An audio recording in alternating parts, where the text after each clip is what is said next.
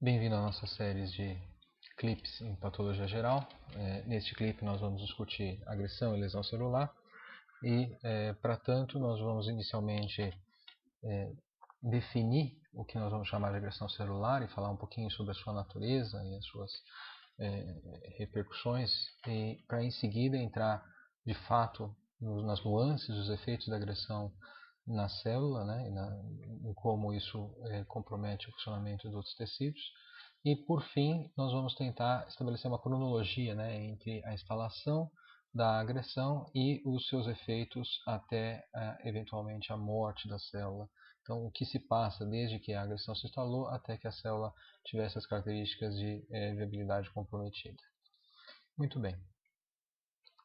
Para a gente iniciar essa discussão, é bom a gente ter claro o que nós estamos chamando de agressão.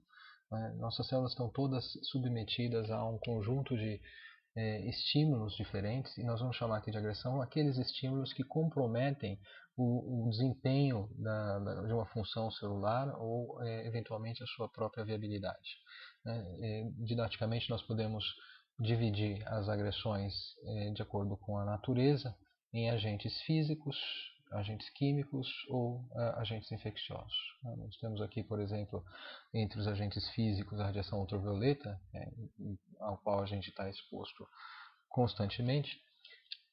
Entre os agentes químicos nós podemos citar fármacos dos mais diversos ou outras substâncias que são assimiladas nas mais diferentes condições, como poluentes ambientais.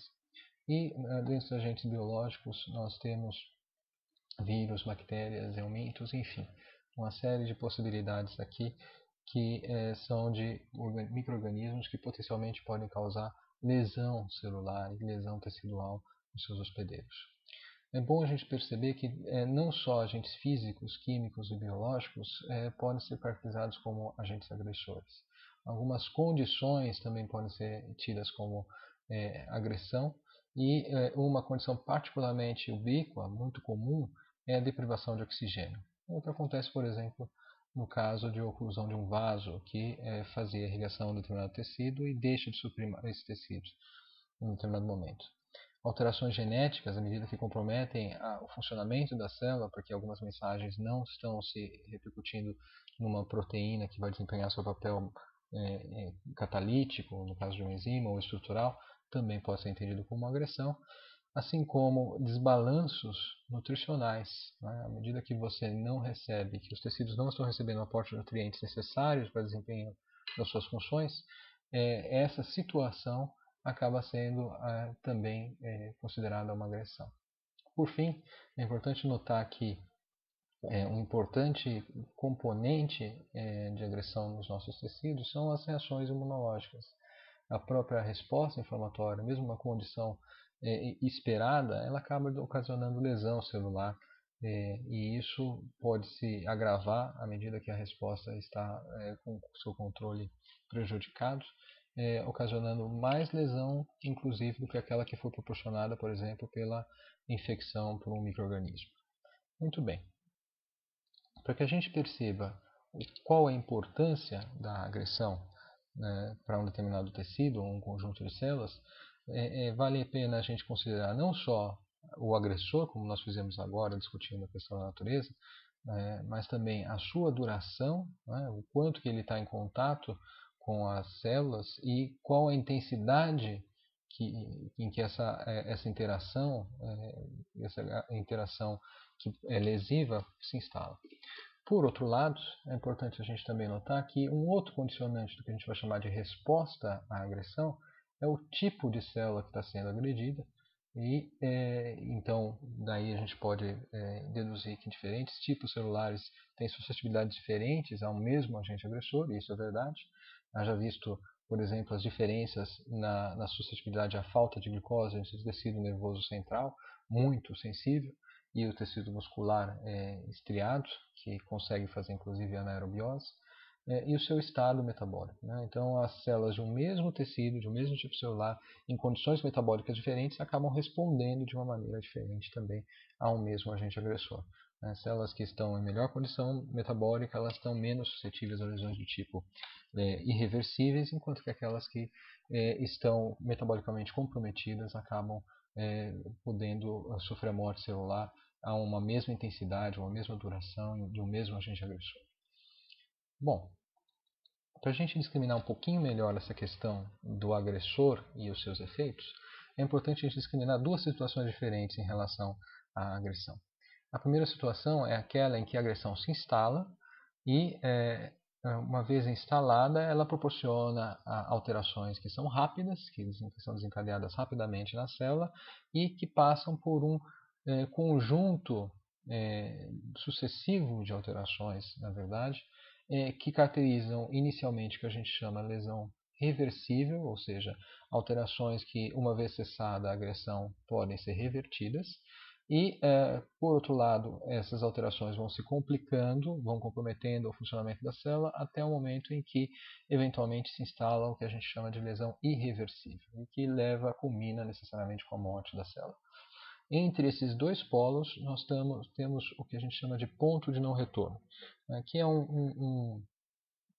quase como um artifício para a gente conseguir entender melhor essa situação, mas nós conhecemos, de fato, características morfológicas que denunciam de que essa barreira abstrata ela foi, de fato, ultrapassada, né? Então, em outras palavras, algumas alterações da célula indicam para a gente que ela já passou da situação de lesão reversível para aquela situação de lesão irreversível. Nós vamos entender que alterações são essas. Na outra situação de agressão, nós temos não uma agressão se instalando rapidamente, de maneira pontual, como uma agressão aguda, e cessando, mas gerando alterações nessa célula que pode ser do tipo reversível ou irreversível, mas sim uma agressão que se instala e persiste durante um tempo relativamente longo, tendo em vista a duração, o tempo de vida da célula.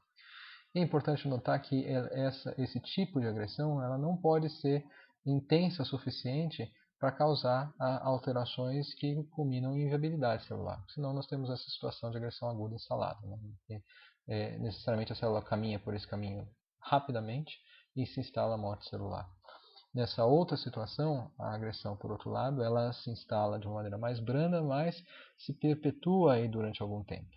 E, porque ela se mantém durante algum tempo, permite com que alterações aconteçam na célula que reconhece uma nova situação do seu microambiente e essas alterações permitem com que ela encontre um novo equilíbrio dinâmico com o seu microambiente em que agora está vigente um estímulo agressor. O desfecho dessa situação tem que ser considerado caso a caso, né? Mas o conjunto de alterações nessa situação nós chamamos de adaptação celular. E, em tese, essas adaptações elas são reversíveis se a agressão cessa. Acontece que existem alguns desfechos em que a adaptação celular combina com doenças graves, como são o caso dos cânceres, e nessa situação, espontaneamente, não há regressão, não há mudança do perfil da célula, da condição de alterada para célula normal novamente. Muito bem. Vamos entender então agora um pouco mais das nuances, dos mecanismos que estão associados à agressão celular. Existem alguns sistemas celulares, na verdade, alguns componentes celulares que são particularmente vulneráveis à agressão. Entre eles nós temos a respiração aeróbica, e aí a organela que identifica esse mecanismo que caracteriza esse mecanismo ou representa esse mecanismo é a mitocôndria, né, sede da respiração aeróbica. Nós temos a síntese proteica, ali então a organela mais importante nesse aspecto é o retículo endoplasmático rugoso. Nós temos o nosso material genético como um sistema bastante vulnerável e de fato as lesões letais passam necessariamente por alterações do material genético, então aqui com a sede sendo o núcleo celular, e membranas celulares que estabelecem a relação com o ambiente e mantêm a célula como unidade funcional dentro do organismo.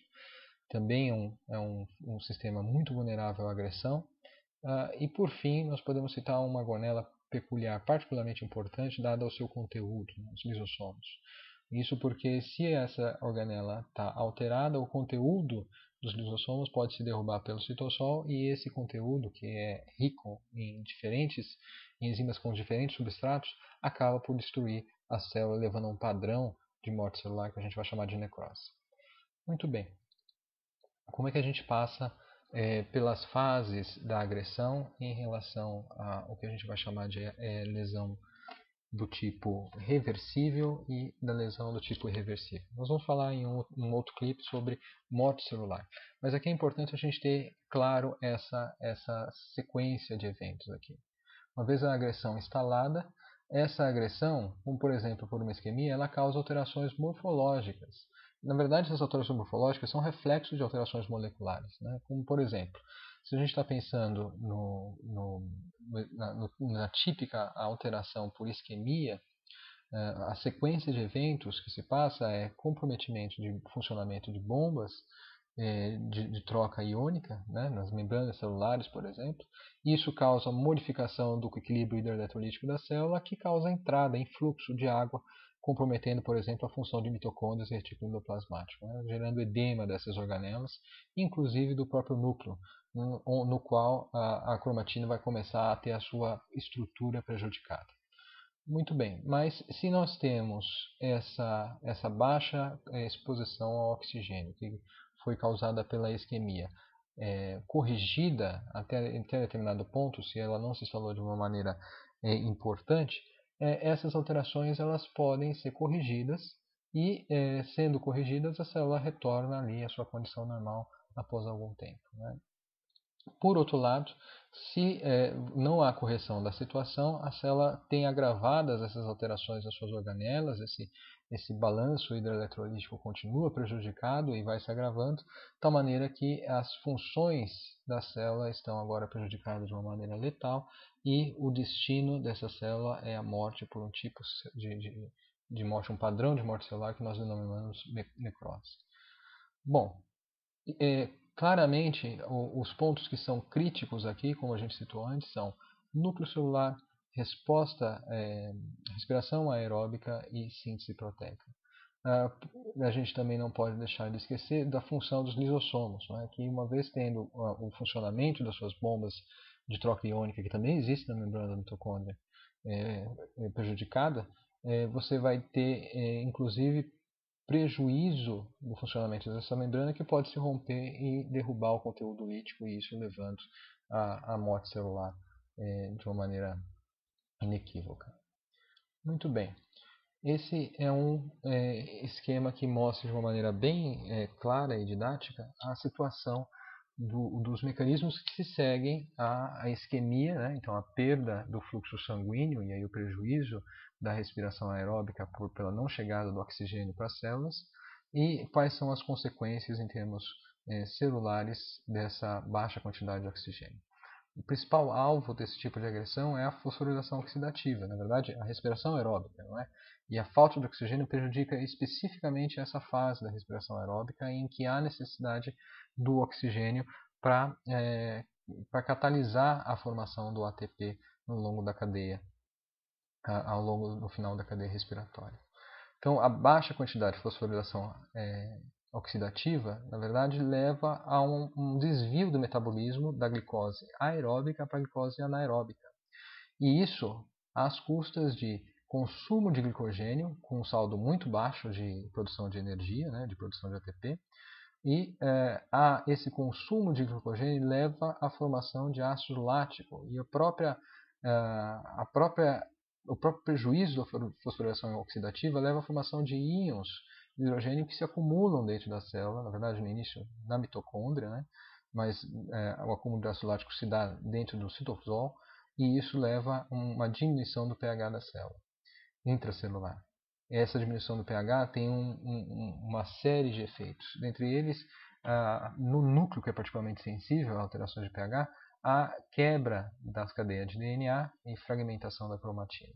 Mas também isso gera prejuízo da função de um conjunto de enzimas, né? E, por outro lado, permite a ação de outras enzimas. Bom, um ponto crítico desse fenômeno, desse mecanismo, é o funcionamento da bomba de sódio e potássio na membrana plasmática da célula. Essa bomba permite com que a célula mantenha um equilíbrio eletrolítico, né, bombeando esses dois íons, de tal maneira que o sódio seja mantido seja mantido para fora da célula e o potássio seja mantido para dentro da célula. Uma vez a célula comprometida no funcionamento dessa bomba, a entrada de outros íons e água acompanhando esses íons, principalmente o sódio, e a saída do potássio, então ocasionando esse desequilíbrio eletrolítico que vai gerar, dentre outras consequências, né, além da dificuldade de ação de algumas vias de sinalização celular, a entrada da água é particularmente importante pelo edema que vai causar de organelas entre retículo endoplasmático, por exemplo, né, o cálcio, a gente vai ver, tem uma função essencial nesse mecanismo, nesse processo, porque ele vai ser um ativador de moléculas, de enzimas dentro da célula que tem atividade destrutiva. Esse influxo de água gerando tumefação do retículo endoplasmático ocasiona o desligamento de ribossomos. E isso, como consequência, leva a um prejuízo do funcionamento da maquinaria de síntese proteica. Uma das consequências comuns dessa diminuição da síntese proteica é a incapacidade de sintetizar proteínas que atuam, por exemplo, para transporte de lipídios. Então, algumas células que são associadas ao metabolismo de lipídios acabam sofrendo bastante esse efeito da isquemia, podendo gerar acúmulo intracelular de gotículas de lipídio pela não capacidade de fazer a sua secreção. Muito bem. A gente estava comentando da importância do cálcio dentro desse processo, e aqui vai uma informação importante, né? O nosso cálcio intracelular ele não é mantido no citossol naturalmente. Ele é mantido em reservatórios, dentre os quais os principais são a mitocôndria e o retículo endoplasmático rugoso. Esse cálcio que entra na célula, ele é rapidamente sequestrado para esses reservatórios, porque se ele fica solto no citossol, ele permite a ativação. Ele atua como um mensageiro de sinalização celular, esse é um ponto, mas o outro ponto é que ele também é pré-requisito, ele é um cofator necessário para o funcionamento de diversas enzimas, como ATPases, fosfolipases, proteases e endonucleases. Essas enzimas não podem ficar ativadas de maneira inadvertida, elas só podem ser ativas em determinados momentos. Então, a ativação inadvertida de ATPase pelo acúmulo de cálcio citoplasmático, né, pela perda do sequestro do cálcio e ele se acumulando no citossol, faz com que aquele ATP que já estava sendo escasso acabe se tornando ainda mais raro, porque ele vai ser ativamente clivado sem que essa energia seja utilizada de uma maneira produtiva pela célula. Fosfolipases ativadas vão comprometer a estrutura das membranas, porque elas acabam degradando os fosfolípides dessa membrana, né? Comprometendo inclusive a mobilidade da membrana, a sua fluidez. Proteases degradam vários componentes da célula, vários componentes estruturais, principalmente proteínas do citoesqueleto, mas aí nós podemos pensar em realmente um conjunto muito grande de proteínas que tem função diversas dentro da célula. E, no caso das endonucleases, o grande alvo é o patrimônio genético, e quando o patrimônio genético da célula está alterado, nós podemos ter aí, relativa segurança de que essa célula está se tornando inviável. Muito bem. Agora, para a gente finalizar então, é importante a gente perceber que essas alterações da célula, elas acontecem numa sucessão de eventos e em níveis diferentes, né? Quando nós temos a agressão instalada, nós passamos por um período em que a célula tem a sua atividade diminuída. Ela vai ter essa atividade diminuída, a sua função é diminuída, e, na verdade, esse período aqui está associado com um esforço da célula se readequar à sua nova condição, né? Tentar encontrar um novo ponto de equilíbrio, uma nova situação de homeostase, que não é possível se a agressão continua ou se aquele agente agressor é intenso, aconteceu numa célula que estava metabolicamente incapaz. O que vai acontecer? Nós temos aí então uma situação em que progressivamente a célula vai se tornando inviável, né? Até um ponto que a gente pode dizer que a célula está realmente morta, do ponto de vista metabólico, ela está inviável, não há condições de reverter essa situação. Mas deste ponto até o aparecimento das alterações morfológicas, existe ainda um determinado tempo. Na verdade, quando a gente começa a identificar alterações ultraestruturais, essas alterações, eventualmente, elas estão denunciando uma célula que já morreu há um tempo, que é difícil estimar, mas pode ser da ordem de alguns minutos, em que essas alterações estruturais se instalaram, mas só podem ser observadas numa célula em que essas estão acontecendo numa célula que já é metabolicamente inviável, né? Essas alterações ultraestruturais, elas não são perceptíveis a olho desarmado, e não são perceptíveis à microscopia óptica comum. As alterações microscópicas, essas acontecem mais tarde ainda do que as alterações ultraestruturais. E as macroscópicas, ainda mais tarde. Quando a gente está pensando em alteração macroscópica, a gente pensa naquelas lesões, então as alterações que a olho nu nós já percebemos, porque constituem uma lesão, uma área de necrose dentro do tecido, enfim, uma área em que eu consigo, com o olho desarmado, perceber que houve morte celular, que houve alteração celular. Então, a grande mensagem aqui é que a lesão reversível, ela, na verdade, ela está associada a um conjunto de alterações essencialmente relacionadas à atividade da célula. Quando nós temos instaladas alterações sob o ponto de vista estrutural, morfológicas, né, visíveis morfologicamente, seja microscópicas, macroscópicas ou ultraestruturais, essa célula já se tornou morfologicamente inviável. Algumas alterações morfológicas, elas são perceptíveis e denunciam a célula ainda sob lesão reversível, mas elas são em pequena quantidade, né? Elas são mais discretas. Aquelas que são típicas, que caracterizam, por exemplo, o padrão de morte celular com necrose, elas se instalam já depois de algum tempo que a célula teve o seu metabolismo e a sua viabilidade comprometidos.